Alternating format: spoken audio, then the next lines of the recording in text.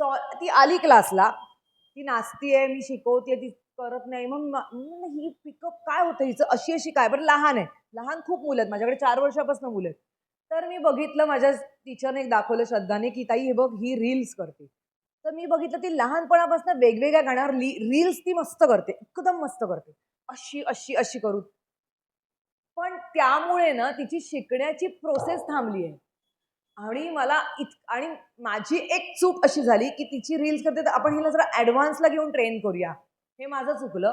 कारण तिला ॲडव्हान्सला गेल्यावर आता तिला 1 महिना मी केलं आणि जायला म्हटलं, "नाही, तिला इथेच आणा." कारण मला वाटलं ती ते पिकअप करते तर हे करेल. तर नाही, तिला शिकताच येत नाहीये. तिला एक कोरी पाटी दिल्यावर तुम्ही करू शकता ना काहीतरी. 4 वर्षाची मुलगी आउटस्टँडिंग नाचते, पण मला तिला आणि ती टिकली नाही. ती माझ्याकडे वर्षभर टिकली असती तर मी पिळलं असतं बरोबर. पण ती 6 आणि मी तिच्या आईला म्हटलं, "कृपा करा, पुढचे 2-3 महिने तिला रीलला नाचवू नका." मी तिला म्हटलं, "रील काय करते?" "माझी मम्मा मला सांगते." तर मी म्हटलं, "ती असं म्हणली मला." "तुम्ही करवू नका, कारण मग तिचा माझ्याकडे येण्यात फायदाच नाही ना." जर बाकीच्या मूव्हमेंट्स करून नुसते असेच अंग हलवून नाच करायचा, तर तो नाच नाही होऊ शकत. म्हणजे तो तिला लाँग टर्म नाही घेऊन जाऊ शकत. कारण ते काय होतं ना, त्याच्यातला दुसरं खूप ट्रिकी आहे.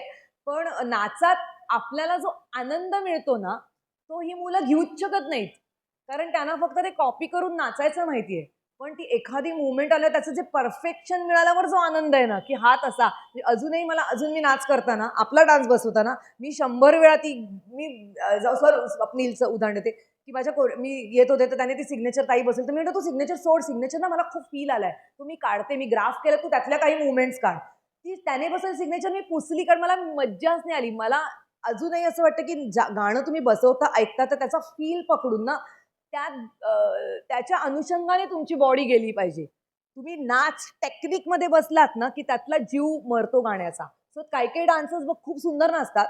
दोन्ही नाचतात सुंदर, पण त्यातल्या एकाकडेच लक्ष जातं आपलं. बिकॉज तो उपजत ग्रेस आणि भाव असतो. म्हणजे जे क्लासिकलमध्ये आम्ही म्हणतो रसोत्पत्ती, रसोत्पत्ती. तर काय तर अभिनयात एखादा स्टेजवर आर्टिस्ट वेळेला आपण का रडतो? तर तो अभिनय ते आपल्यापर्यंत पोहोचलेलं असतं.